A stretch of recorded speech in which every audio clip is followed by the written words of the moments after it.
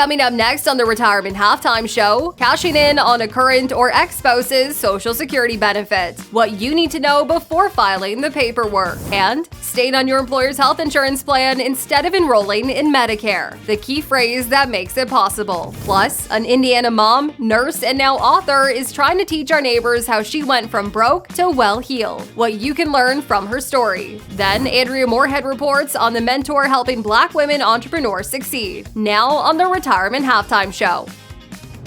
You wouldn't play a game the second half the same way you would the first, especially if you had the lead. This is the Retirement Halftime Show, helping you maintain your lead in retirement. Welcome to the Retirement Halftime Show. I'm Heather McWilliams. Joining us is Alexandra Joyce with Rejoice Financial. Alex, I want to talk more about Social Security, right? We know the name of the game is maximizing your benefits, but there are a whole lot of different types of Social Security. There is. Yeah. I mean, Social Security is a difficult one. I always say to people in all different walks of life, yes, right? It doesn't matter if you were a teacher, it doesn't matter if you're an architect or you're an engineer, it doesn't matter if you're a doctor or a surgeon, right? It is, people should take this Social Security thing pretty seriously because again, these are one of those decisions that have a huge impact for the rest of your life. Right. Okay, life to come, if you will. And so, Social Security, we were just talking about this, has a cap. Yeah. Right? I mean, $4,555 is the most that you can get out of that thing. And still today, filing for early Social Security is 62. Okay. Most people have an FRA, which is full retirement age of around, 66 and a half, 66 and 10 months, up to 67 years young, okay? From there, they do have still the delayed credits, 8% per year up until age 70. We still get questions, does it make sense to defer past 70? And the answer is no. Okay. And so generally when people walk in, they know some of these facts because they've been around long enough and they've got this thing coming. And so they've educated themselves on Google, right? And so the really what it comes down to is understanding the difference between efficiency factors or maximization. Some people say, well, we want to maximize my Social Security, and that's easy. We just wait till 70. Or we look at true optimization strategies, and that's where we get creative. Let's say she stayed home, he worked, he stayed home, she worked, and there's a breadwinner. And so a lot of times what happens is we're able to do spousal benefits to raise that other person 50% of the breadwinner's Social Security amount, right? As long as they're both full retirement age, if you will. That number is real. That structure or that strategy is a real thing. Now the Bipartisan Act, of course, of 2015 came around and it really killed, I should say, the ability to become more strategic, which was to file and suspend, do spousal benefits, and really make this thing a really creative bucket, if you will. And so we'll get into the complex strategies of what that looks like, or some people may be thinking they can still rely on that, which happens every day. Right. We want to make sense of that. However, one of the big things we were just talking about is, spousal benefits if you've been married or divorced. I think that is a big one. I don't think a lot of people know about this, considering half the population is divorced. Mm-hmm. Yeah. There's some, big There's some benefits fact there, right? And the same with survivors benefits. Some people think survivors benefits are the same as death benefits on Social Security. We're not talking about the $250. We're talking about the inherited benefit that you can receive and still defer your own. There are some real things. Now, if you've been married, of course, 10 years or longer and not remarried, you were entitled to your ex-spouse's benefit, right? That is a real thing. That is real money. And I think that when people start to look and get real advice in the structure of Social Security and making sure that we are getting, again, trusted advice. And I'm not talking about, calling the Social Security Administration, waiting on hold, or going down there and getting some advice from, and again, this could be fine, this could be good. There's educated people that really truly care about the advice they're giving the public. But listen, we've been studying this thing for a long time, like truly studying. And when we say studying, it is not about just reading the book and understanding it. It is about taking the book and applying it, right, to an actual plan and an actual life. Okay, because there's more than just saying, I'm going to take my Social Security when I'm 63 because I think it's going to work. Let's just take that out. Right, and let's look at the overall goal, the life span of the dollars, and what we intend to do with the money, because that's how we want to, build that Social Security decision inside that overall income financial plan. Yeah, it's like you said, this is your job. You study for this full time. I mean, people an entire lifetime look at this stuff, analyze this stuff, the algorithms, all those things you think about. Like, I think the general public is kind of undereducated when it comes to this, and we need the right tools and experience to get the reliable advice, and that's where you guys come in. We do. I'm undereducated in a lot of things, like teaching preschoolers, right? or building bridges. Right. No idea where to start. Yeah, no, right? I wouldn't either. Flying an airplane, not my Right. gig, right? And so, as you mentioned, this is what we do. Right. This is what I'm passionate about. Yes. And so we do it very well. And it's fun. I have to tell you, like being able to look at this and take control of your financial future can actually be fun. Yeah. And you don't have to do it alone. It is exciting. Yeah. Thrilling. And that's where you guys come in. Thank you. One-stop shop. You do it all. Doesn't cost a thing to come in and talk to you. As always, great information, Alex. Stay tuned because we have a lot more coming up next. Coming up next on the Retirement Halftime Show, meet an Indiana woman who changed her financial life around after being unable to afford pizza after a long day of work. The first step she took that changed everything. And the key phrase to know if you'd rather stay on an employer-sponsored health insurance plan rather than enrolling in Medicare. Don't let anxiety ruin your retirement. Get a second opinion about your current plan. Call the experts at Rejoice Financial today at 317-903-9157 and see if you're on the right track. Your financial advisor may have done a great job getting you up the mountain and accumulating wealth, but are they the right one to help you spend it? Rejoice Financial has a team of wealth strategists, tax professionals, and estate planners that can help you make the most out of what you've saved. A second opinion costs nothing. Call 317-903-9157. That's 317-903-9157 and rejoice in your retirement.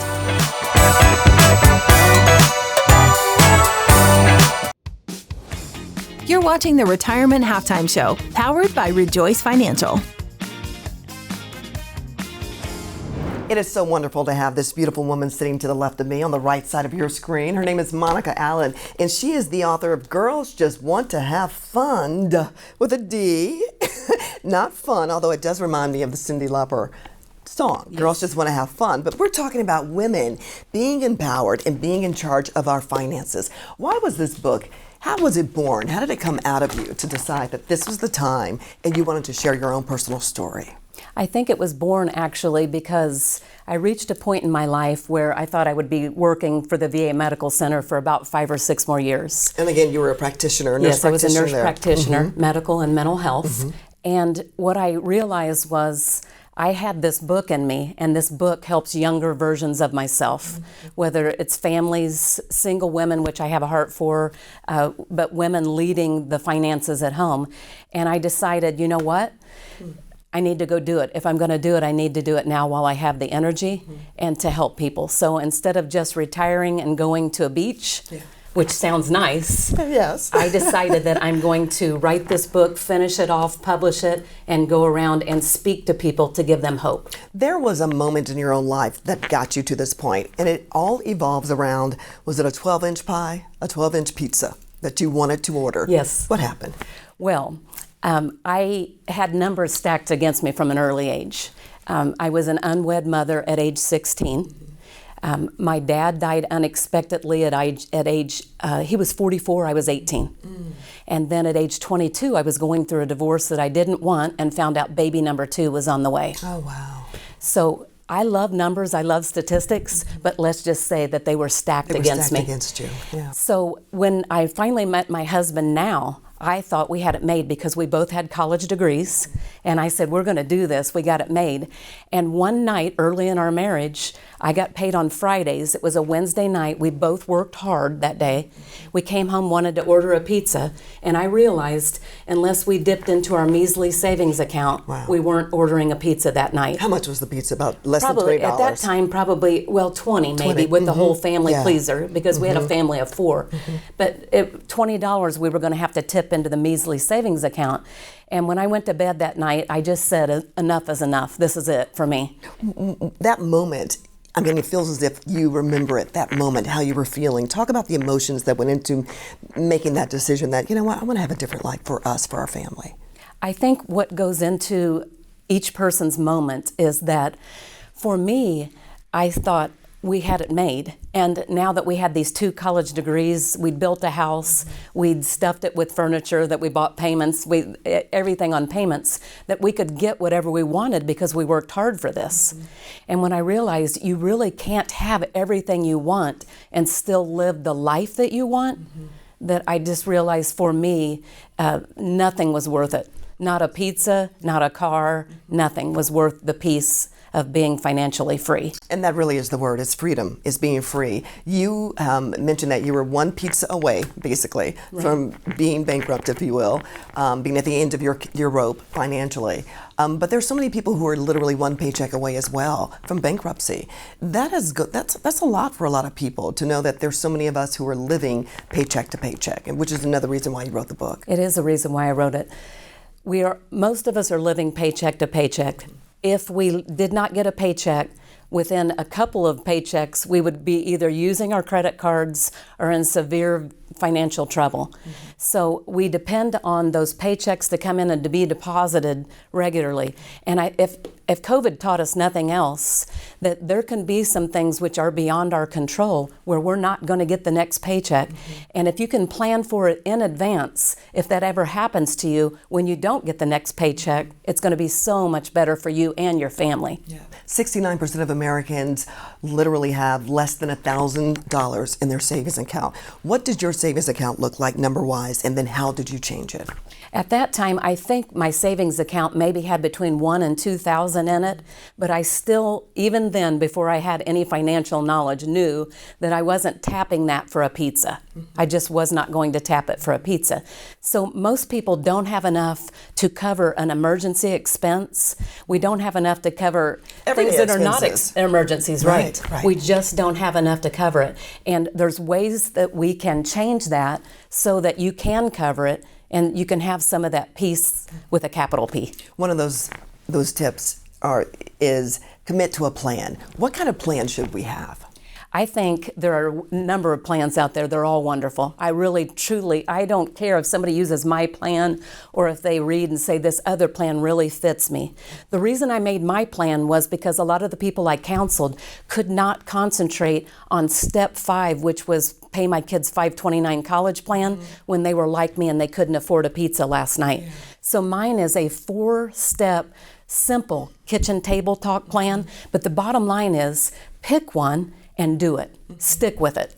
We know it's all about creating a budget as well. That's really hard for some people because to sit down, lay all of your bills out on the table and say, okay, this is what we have to pay. This is what are the necessities. That's a really difficult, anxious, and fearful moment for a lot of people. How do you help people get over that moment? I say where I live in Western Indiana, it's a cuss word. Budget is a cuss word. So you start telling people, sit down, we're going to talk budget. And most of the time, it's one or the other of a married couple or significant others that say they want to sit down and talk. And you feel like you are going to lose everything. You're not going to get your curtains. He's not going to get his golf clubs, whatever. And it gets very touchy. But what we found is that when you sit and talk about it, you may look at the numbers and you say, you know where everything's going. So if you decide that you want to spend $700 a month eating out, do it. Just budget for make it. Sure that both of you know that. And when you write the budget down and you realize that only $150 is going into my retirement, but $700 is going into restaurants, which that's so easy to do right now. Let's flip that. You might say, I'm eating my retirement. You might decide something different for your family. The first 3 people who text funds to 707-REJOICE will get a free copy of Monica's book. Ahead on the Retirement Halftime Show, how your risk tolerance plays a big role in deciding whether to purchase an extended warranty. But next, meet a woman helping hundreds of others make their business dreams come true. How she can help you too. Don't let anxiety ruin your retirement. Get a second opinion about your current plan. Call the experts at Rejoice Financial today at 317-903-9157 and see if you're on the right track. Our friend is back. Her compassion, her connection to the community, that smile. I'm all about a pivot. Rejoice Financial is proud to welcome Andrea Moorhead as our community impact anchor. With stories seen on the Retirement Halftime Show. What would you say to someone who's contemplating becoming a volunteer? How would you encourage them? Follow Andrea and make Rejoice Financial a part of your family too. You're watching the Retirement Halftime Show, powered by Rejoice Financial.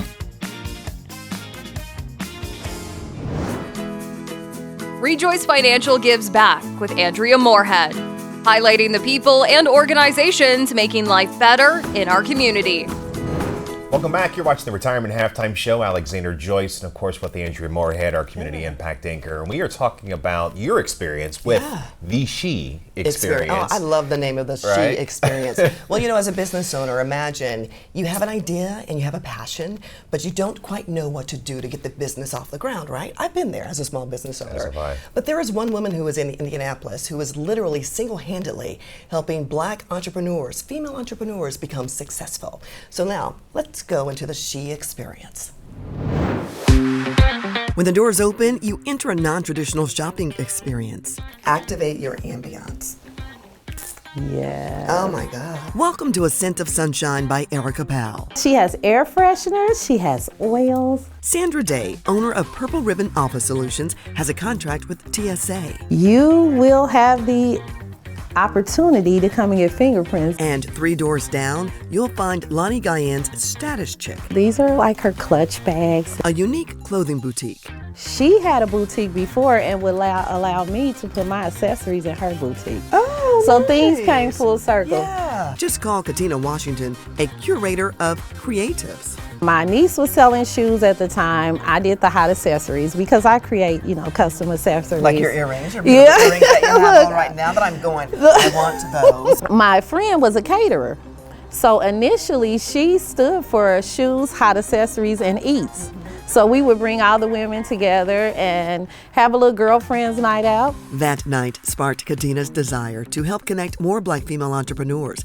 In 2014, the second She Event Indy attracted 75 vendors. What was the number one thing that you learned after that first year that you said, I will not repeat the second year? Like, I've learned the lesson. What was that lesson? Read your contract. Katina's perseverance to thrive took her to 27 different locations around the world. I wanted to see how other entrepreneurs who were successful were running their events. And so I made a huge investment. She left her full-time job as an accountant and invested in giving back to her community, creating the nonprofit She Experience. This is where Black female entrepreneurs come to turn their ideas into thriving realities with free mentorship, help with business plans, and financing. The research says that only 2% of Black women business owners run their business the right way. Sharon Whitley is thriving with It's On and Poppin' Popcorn. I helped her go through that process of getting licensed. She got her insurance. Now she's operating in full business. Another success story is Angel Fant with Cocavale Beauty. To give her the opportunity to launch her skincare line at Circle Center Mall was huge. She initially geared her line towards Black women, but found out when we were in Circle Center Mall that she crossed paths with all these different cultures, which helped her expand her line. And expand to a full-service salon in a 3,200 square foot brick and mortar in Speedway. Victoria Thomas Bodie of the Pink Tub makes handmade body and bath products. What's so different about the She Experience 12-week virtual accelerator is they've partnered with Verizon. That is one of the gems that sparked my interest. With grants available for up to $10,000, she's one of the over 500 Black-owned businesses supported by She Experience, which has been recognized by the governor and others for its outstanding contributions to the community. But it can't continue its mission without volunteers and donations. We have a Little Miss Entrepreneurship class, and one of the girls, she wants to be a hairstylist. Oh. Yeah, so someone saw her story when we posted it on social media. About $300,000 are needed annually to support operating costs and bring more businesses into the fold to learn at the table of Black intellectual discourse. Last year, a record 263 Black female vendors were at the She Event Indy, which has been held in various locations around the city for over a decade. September 2023 will represent the manifestation of Katina's faith. We first started in a house. In a house. Mm-hmm. And now And you're then- in, let's call it the big house, the Indiana Convention Center. It does not get any bigger or better than that. What does that mean for you to see the pilgrimage and the success? It makes me feel like the goal line has not been moved anymore. You know, for entrepreneurs around Indianapolis, just having the ability to create this platform for other people has been tremendous. Everyone who walks in the doors are reminded that they are queens and their crowns are filled with bright gems. Love. Yes. Smart. Beauty. Positive. Girl power. Katina is uniquely positioned to lead entrepreneurs. She's raised 3 successful daughters, a Tony Award-winning Broadway actress, a real estate agent, and a businesswoman. Like them, Black women who learn at the She Experience can't help but be inspired by this large portrait of the nation's first Black female millionaire, Indy's own Madam C.J. Walker. She is the epitome of success and perseverance and dedication. What does having her image in this building do for you? It means you're supposed to be here. It means you can do it. It means don't give up. Yeah. I just love this story. Imagine she had a dream and now it's become a reality, and she is helping hundreds of women really around the state become successful in their businesses. And if you want to learn more about the She Experience, which I love that name, the She Experience is all about women power. If you want to learn more, just go to our website, rejoicefinancial.com/Andrea. Stay tuned, folks. There's more show to come. Next, Alexander Joyce is getting an answer to one of the biggest questions about Medicare. Do you have to enroll? What he finds out coming up next. This is the Retirement Halftime Show. Get a second opinion about your retirement plan. Schedule a no-cost, no-obligation visit with the experts at Rejoice Financial. Call 317-903-9157 now and rejoice in your retirement. You're watching the Retirement Halftime Show, powered by Rejoice Financial.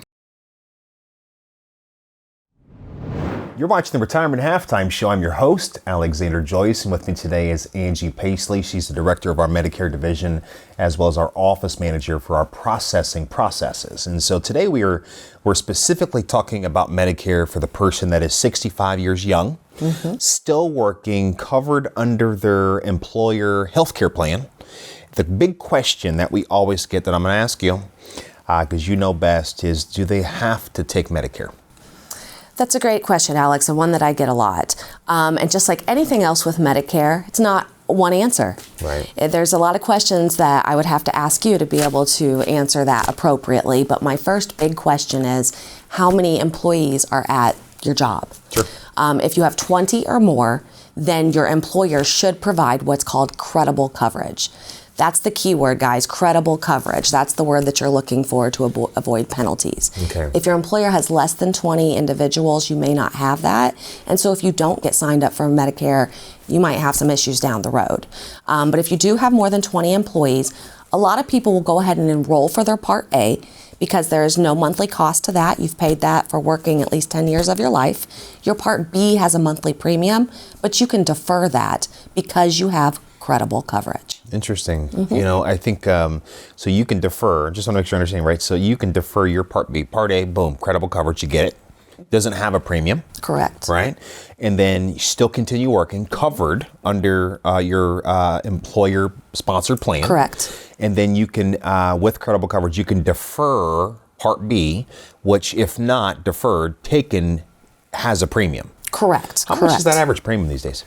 I think it is it can be based on income as well. So again, I can never give you one answer when we're talking about Medicare. It's so individualized. And that's why we have tax planners as well. That's right. Let's throw them under the bus, right? But the base starts I think it's around $200 this year per month. Yeah. And then it's going to be based on your adjusted gross income from 2 years prior. It is. You know what? And I think that that's very important because I think a lot of people have a desire to make a bunch of money. Sure. Leading up to that point. That's generally why most people have those types of Medicare premiums that are higher because they finally, I wouldn't say got really good at their job, but they're being paid the most because they've been at their job a long time. That's right. That's right. And so their income is higher. So what we like to do is catch those people in that planning process to educate them on the income they have versus the penalties that they could, or that FICA, if you will, that would boost that income, that premium to that next level. And it takes some time to be able to bury that thing.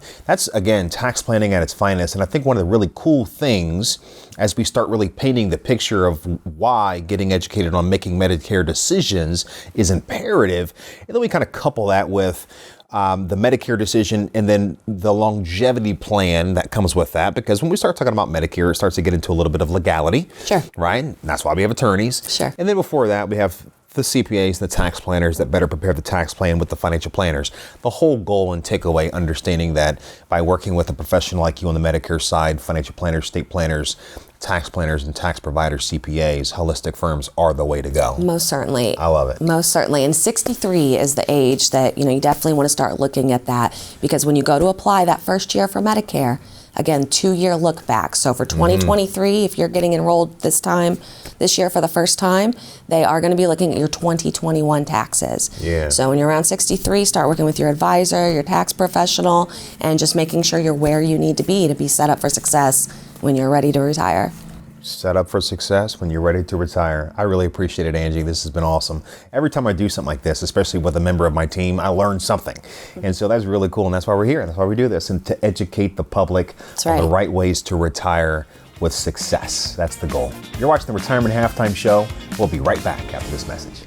Do you dream of retirement full of traveling to exotic places? Or is your dream driving through the countryside in an RV? Maybe you just want to spend time with your loved ones. Whatever your desires are, make them happen. The retirement planning experts at Rejoice Financial have retired thousands of people into their dream retirement. You can be next. Take the first step today and schedule a no-cost, no-obligation visit. Call 317-903-9157 and let's discuss your dream retirement. Then let the team of Rejoice Financial craft a plan that makes it happen. You don't have to plan for retirement on your own. Rejoice Financial can help you every step of the way. Take a leap of faith. Call today and rejoice in your retirement.